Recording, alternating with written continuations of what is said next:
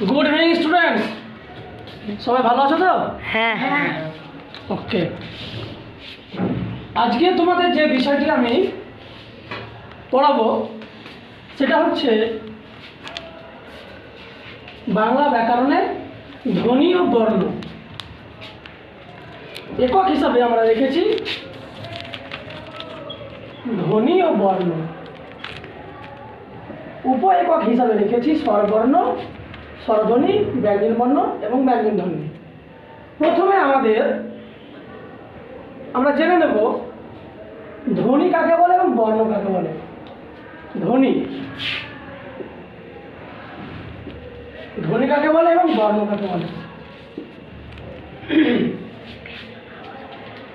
অর্থাৎ বাকযন্ত্রের সামান্যতম চেষ্টায় উচ্চারিত আওয়াজ হলো ধ্বনি। কি বললাম? বাকযন্ত্রের সামান্যতম চেষ্টায় উচ্চারিত আওয়াজ হলো ধ্বনি। আর বর্ণ হচ্ছে বাকযন্ত্রের সাহায্যে উচ্চারিত শ্রুতিকার্য ধ্বনির দৃষ্টিকার্য সুদর্শন লিখিত রূপটাকে হচ্ছে বর্ণ।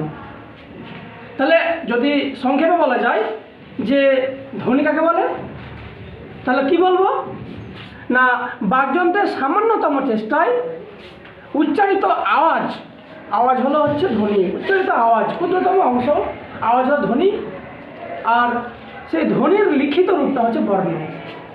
এবার দেখো, এই ধ্বনি মূলত দুই প্রকার, স্বরধ্বনি আর দুই হচ্ছে ব্যঞ্জন ধ্বনি।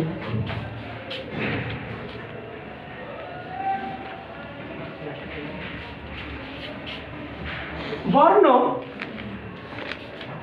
উচ্চারণ সময়ের তারতম্য অনুসারে স্বরবর্ণগুলিকে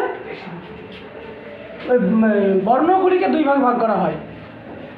বর্ণ হচ্ছে স্বরবর্ণ আর হচ্ছে ব্যঞ্জন বর্ণ। তোমাদের মনে প্রশ্ন থাকতে পারে, স্যার ধ্বনি বর্ণ কি এক? ধ্বনি আর বর্ণ কি এক নয়। আওয়াজ ক্ষুদ্রতম প্রচেষ্টায় যে আওয়াজটা হচ্ছে ধ্বনি, আর ওই ধ্বনির যখন আমি লিখিত আকার ধারণ করবে সেটা হচ্ছে বর্ণ। যেমন যদি পার্থক্য বলা হয়, একটা কি বলবে? সব থেকে ভালো পার্থক্য হচ্ছে এটাই যে ধ্বনি শোনা যায়, চোখে দেখা যায় না। বর্ণ কিন্তু চোখে দেখা যায়। বুঝতে পেরেছ?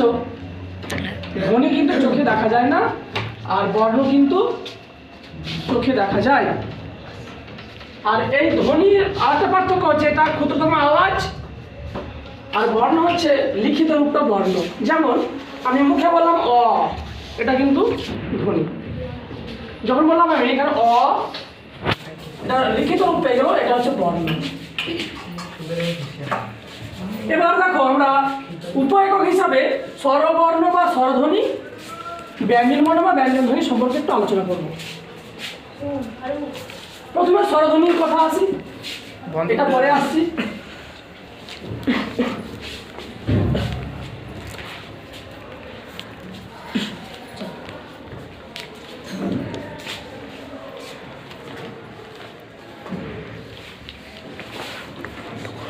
স্বরধ্বনি হচ্ছে 7টি,